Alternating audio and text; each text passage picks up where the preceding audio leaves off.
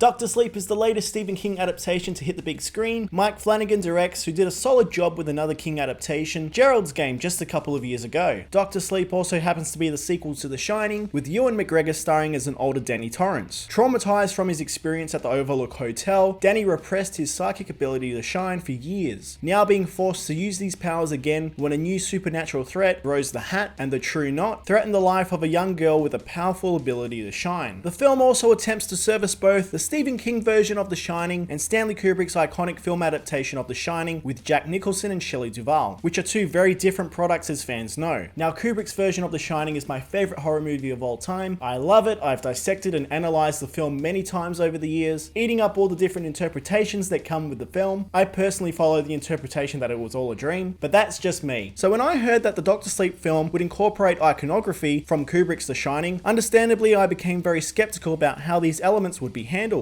But I also knew that it would be pretty pointless making a sequel to The Shining without using that iconic imagery and music from Kubrick's film, no matter how much book fans may disagree with the film. Now, for the most part, I enjoyed my time with Dr. Sleep. I like the director Mike Flanagan. Both Stephen King and the Kubrick estate gave him and the film their approval. When Dr. Sleep is focused on being its own film about Danny coming to terms with his childhood trauma and working with the young girl Abra to try and stop this supernatural cult, it was a deeply fascinating character-based film that also happened to have some very creepy and intense moments. I love the slow burn mystery aspect involved with how the heroes use The Shining to get clues as to where the True Knot might strike next. And for a film about psychic ability and being able to travel into people's minds, I was blown away by how visually impressive scenes involving these powers ended up being. Rooms are completely shifted around for some truly mind-bending, gravity-defying sequences that wonderfully make the most of this concept. The first two acts, while slow and methodical, like The Shining was, are in my opinion completely entrancing.